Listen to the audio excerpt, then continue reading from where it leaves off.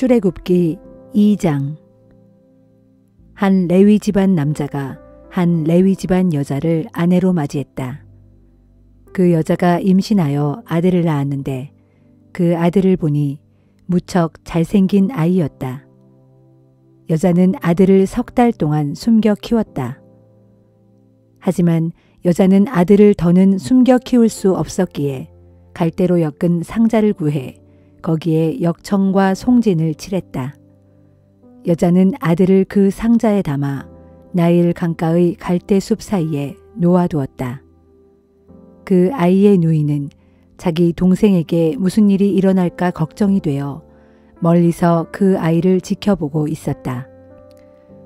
파라오의 딸이 목욕하러 강으로 내려왔고 시녀들은 강가를 거닐었다. 파라오의 딸은 갈대 사이에 놓인 웬 상자를 발견하고 시녀들을 시켜 그 상자를 가져오게 했다. 파라오의 딸이 상자를 열자 그 상자 속에서 웬 사내아이가 울고 있었다. 그녀는 그 아기를 불쌍히 여겨 중얼거렸다. 히브리 사람의 아이로구나. 바로 그때 아기의 누이가 파라오의 딸에게 다가가 말했다.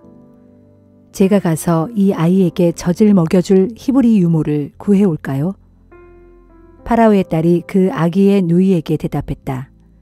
그렇게 하라. 그 소녀는 달려가 그 아기의 엄마를 데려왔다. 파라오의 딸이 그 아기의 엄마에게 말했다. 나 대신 이 아이에게 젖을 먹여주시오. 내가 그 수고한 삭슬 드리지요. 그 여인은 아기를 데려다 자기 젖을 먹여 키웠다. 아이가 자랐다. 아이의 엄마는 아이를 파라오의 딸에게 데려왔다. 파라오의 딸은 그 아이를 자기 아들로 삼고 이름을 모세라 지으면서 말했다. 이 아이를 내가 물에서 건져냈기 때문이다. 세월이 흘렀다. 모세는 어엿한 어른이 되었다. 어느 날 그는 자기 동족들이 있는 곳으로 나갔다가 그들이 고된 노동을 하는 모습을 보았다. 때마침 한 이집트 사람이 자기 동족인 히브리 사람을 마구 때리는 광경이 그의 눈에 들어왔다. 모세는 주위를 둘러보고 아무도 없다는 것을 확인한 뒤 그 이집트 사람을 쳐 죽이고 그 시체를 모래 속에 감추었다. 이튿날 모세는 다시 그곳으로 나갔다. 모세는 히브리 사람 둘이 서로 싸우는 모습을 보고 잘못을 저지른 사람에게 따져 물었다. 당신은 왜 동족을 때리시오? 잘못을 저지른 그 히브리 사람이 말했다.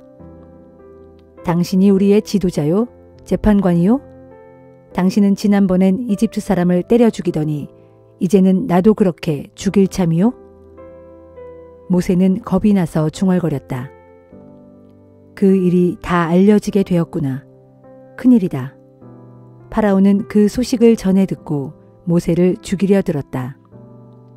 모세는 파라오를 피해 미디안 땅으로 도망갔다.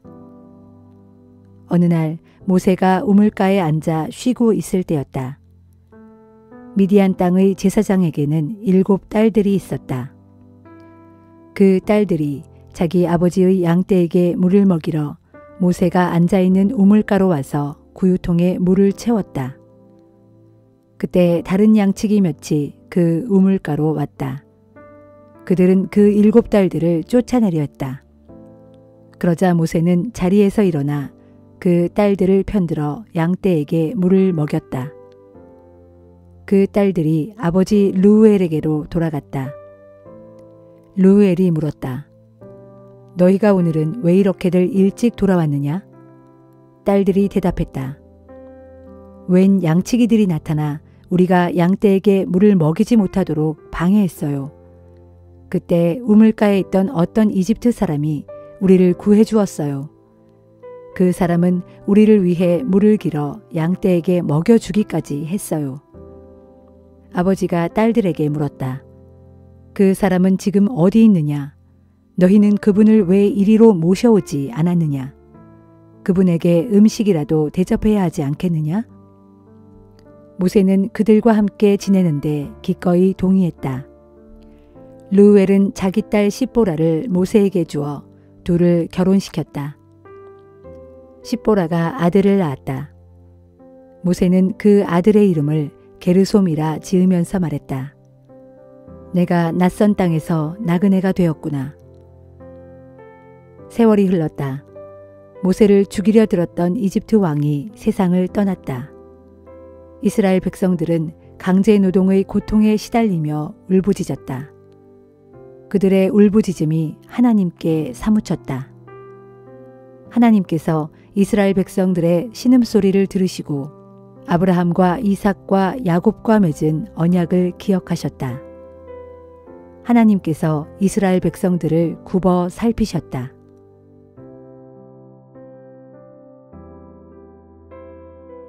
누가복음 5장. 하루는 예수께서 게네사렛 호숫가에서 설교를 하셨다. 그때 많은 사람들이 몰려와 예수를 애워싼 채 말씀을 들었다. 예수께서 보시니 호숫가에 작은 배 두 척이 있고 어부들은 배에서 내려 그물을 씻고 있었다. 예수께서 그 배들 중 시몬의 배에 오르시어 배를 호숫가에서 조금 떼어놓게 하신 후 배 위에 앉으셔서 군중들을 가르치셨다. 예수께서 말씀을 다 마치시고 시몬에게 말씀하셨다. 이제 깊은 데로 나가 그물을 내려 고기를 잡으시오. 시몬이 대답했다. 선생님, 저희가 밤새도록 애써 곳곳에 그물을 내렸지만 한 마리도 잡지 못했습니다. 그러나 선생님께서 그렇게 말씀하시니 한 번 더 그물을 내려보겠습니다. 시몬이 깊은 데로 나가 그물을 내렸더니 과연 그물이 가득 차서 찢어질 정도로 엄청난 양의 고기가 잡혔다. 그래서 시몬은 다른 배에 탄 동료들에게 소리를 쳐서 도움을 청했다. 그들이 얼른 와서 두 배에다 고기를 가득 채우니 고기가 너무 많아 배가 가라앉을 지경이었다. 시몬 베드로가 이것을 보고 예수 앞에 무릎을 꿇고 말했다. 주님, 제게서 떠나주십시오. 저는 너무나 죄 많은 사람입니다. 베드로와 다른 동료들은 고기가 너무나 많이 잡히자 크게 놀랐던 것이다. 시몬의 동료인 세베대의 아들 야고보와 요한도 놀라기는 마찬가지였다. 그때 예수께서 시몬에게 말씀하셨다. 두려워하지 마시오. 이제부터 당신은 사람을 낚는 어부가 될 것이오. 그들은 배를 호숫가에 댄 뒤에 모든 것을 버려두고 즉시 예수를 따라갔다. 예수께서 어느 마을에 가셨을 때 온몸이 나병으로 문드러진 사람이 있었다. 그 나병 환자는 예수를 보자 예수 앞에 엎드려 자신의 병을 고쳐달라고 애원했다. 주님, 주님이 원하시기만 하면 저를 깨끗하게 해주실 수 있습니다. 예수께서 손을 내밀어 그를 만지시며 말씀하셨다. 내가 원하노니 깨끗하게 되시오. 그러자 즉시 그의 나병이 나았다. 예수께서 그에게 명령하셨다. 이 일을 아무에게도 알리지 말고 곧장 제사장에게로 가서 당신의 몸을 보이고 모세의 율법에 기록된 대로 예물을 드려 당신이 깨끗하게 된 것을 확증하시오. 그러나 예수에 대한 소문은 금세 널리 퍼져나갔고 사람들은 예수의 말씀도 듣고 또 자기들의 병도 고침받기 위해 때를 지어 예수께로 몰려들었다. 그러나 예수께서는 사람들을 피해 한적한 곳으로 물러나셔서 종종 홀로 기도하셨다. 어느 날 예수께서 사람들을 가르치고 계실 때였다. 그 자리에는 갈릴리와 유대 여러 동네와 예루살렘에서 온 바리새파 사람들과 율법 교사들이 앉아 있었다. 하나님의 능력이 예수와 함께 하고 있었으므로 예수께서는 능히 사람들의 병을 고치셨다. 그때 몇몇 사람들이 중풍병자를 침상에 누인 채로 데려와서는 그를 예수께 보이려고 했다.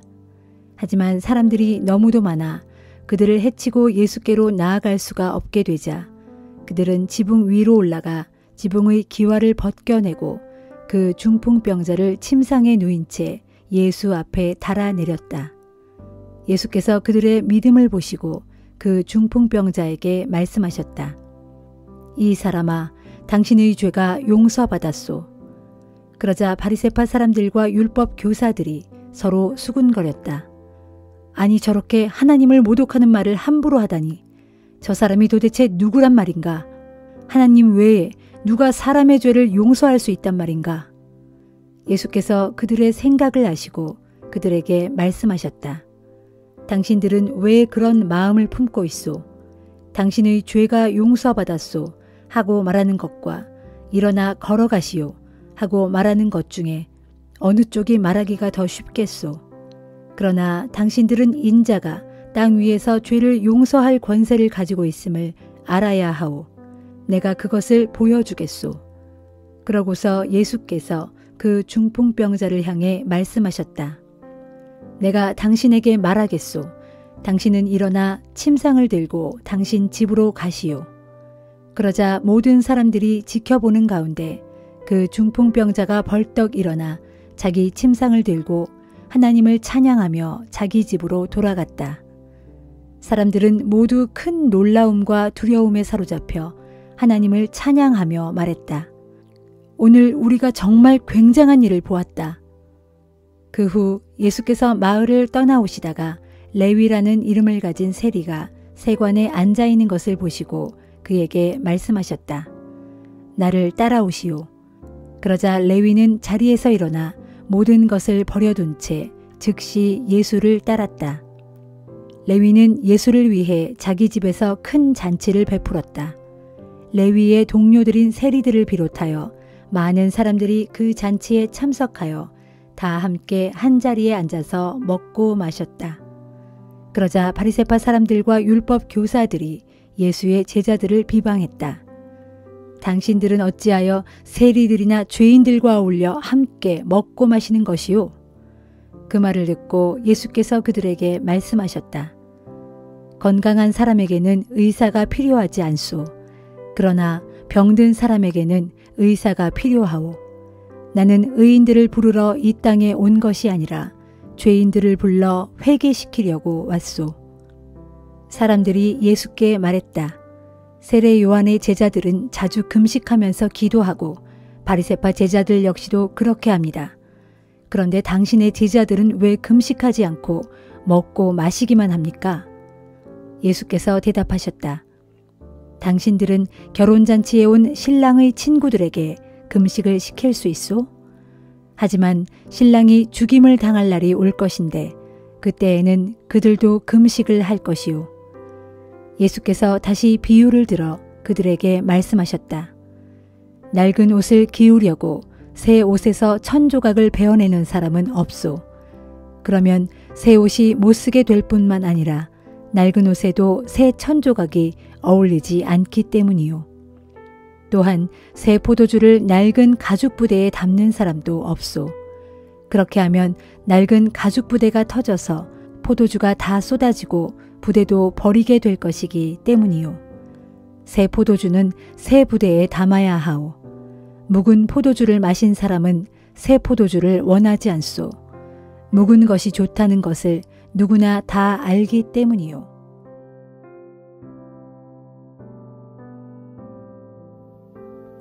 욥기 19장.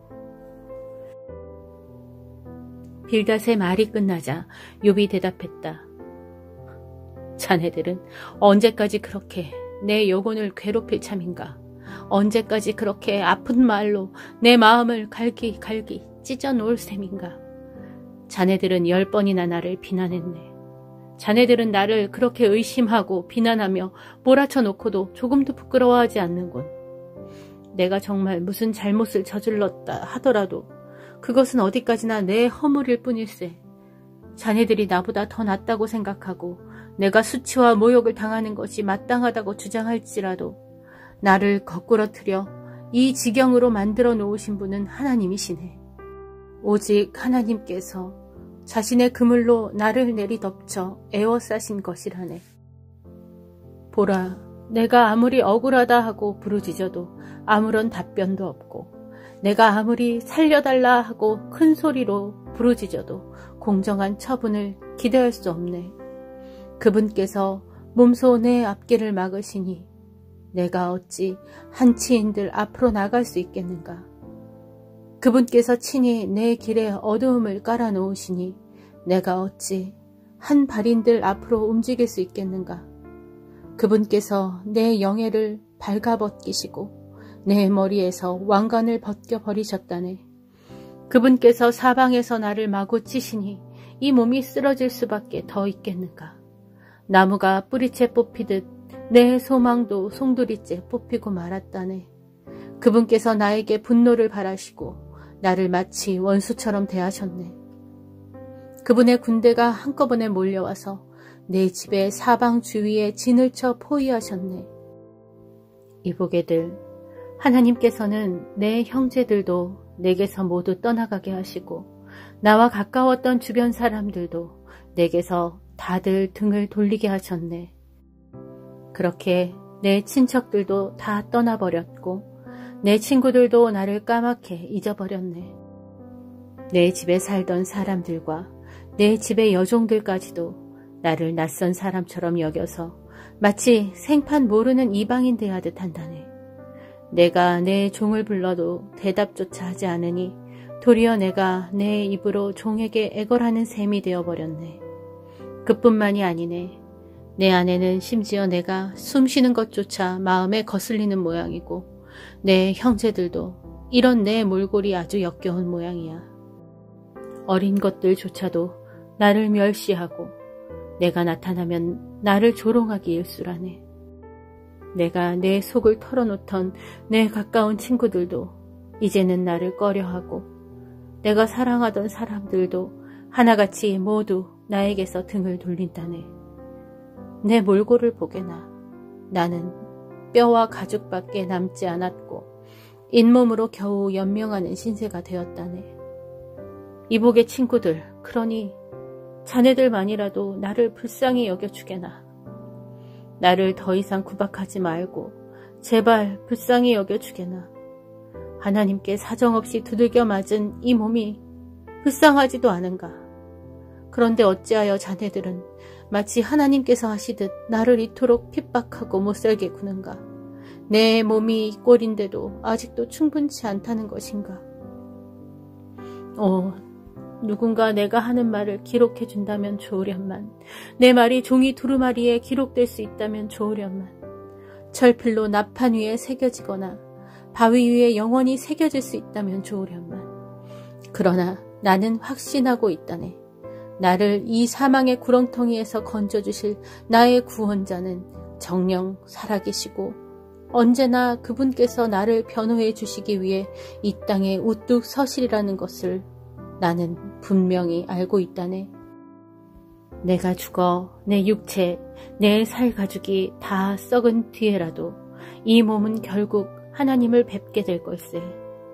장차 내가 하나님을 꼭 뵐 것이네. 나의 이 두 눈으로 반드시 하나님을 뵙게 될 것이네.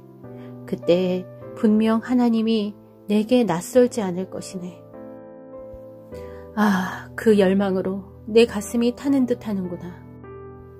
만일 자네들이 이번 일이 이렇게 된 근본 원인이 전적으로 나에게 있다고 말하면서 어떻게 해야 저 친구를 더욱 따끔하게 몰아칠까 하고 생각한다면 자네들은 스스로 심판의 칼을 두려워해야 할 걸세. 분노는 결국 칼의 징벌을 받게 될 터인데 그때서야 자네들은 비로소 심판이 있다는 것을 깨닫게 될 걸세.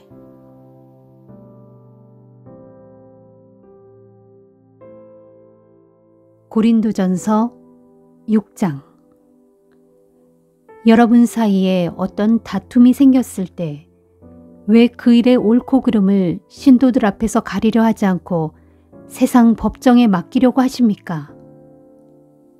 여러분은 신도들이 세상을 판단하게 될 것임을 알지 못하십니까?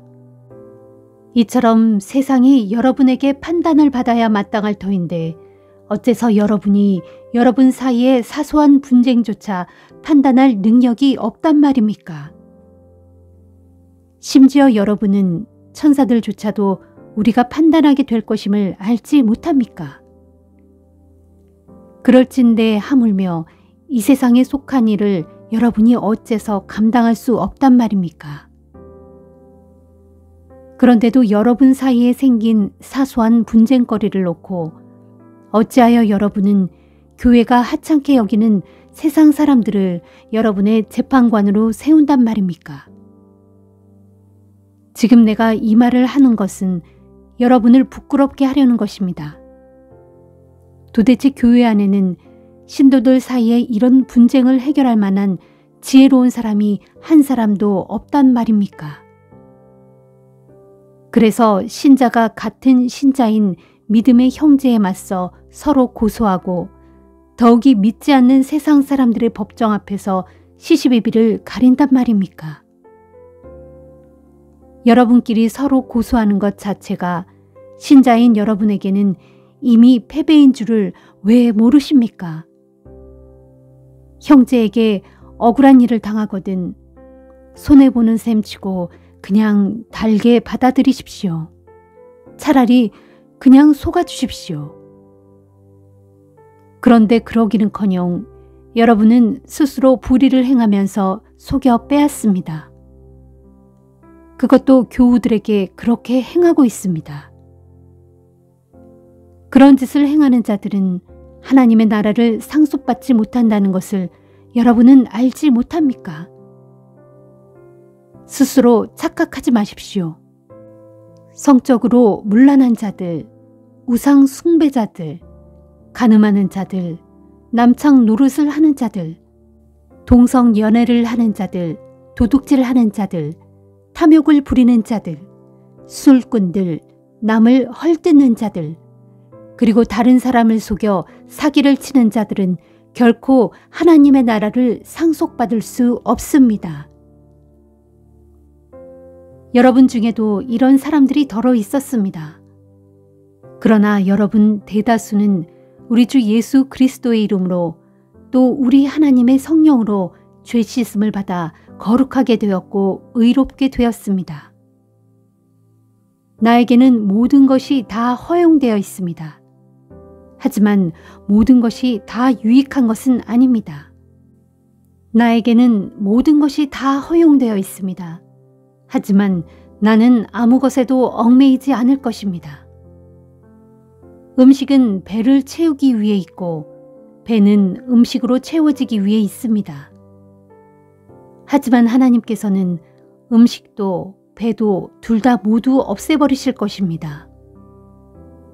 우리 몸은 성적인 문란함을 위해서 있는 것이 아니라 주님의 영광을 나타나기 위해서 있는 것이며 또한 주님은 우리 몸을 위해 계십니다.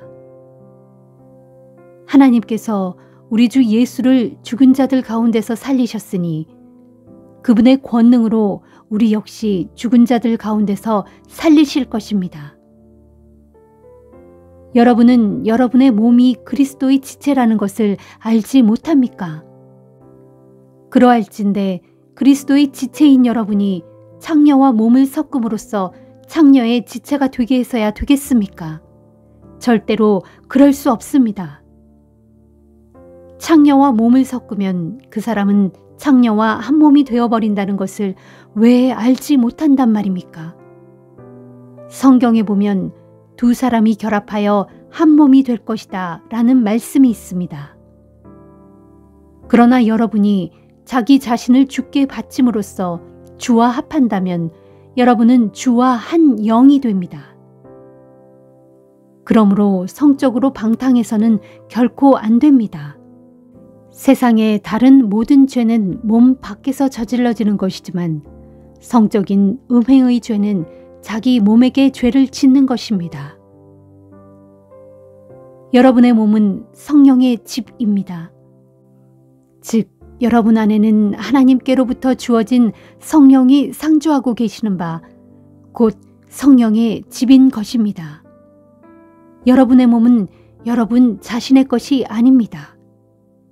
하나님께서 값을 치르고 여러분을 사셨기 때문입니다.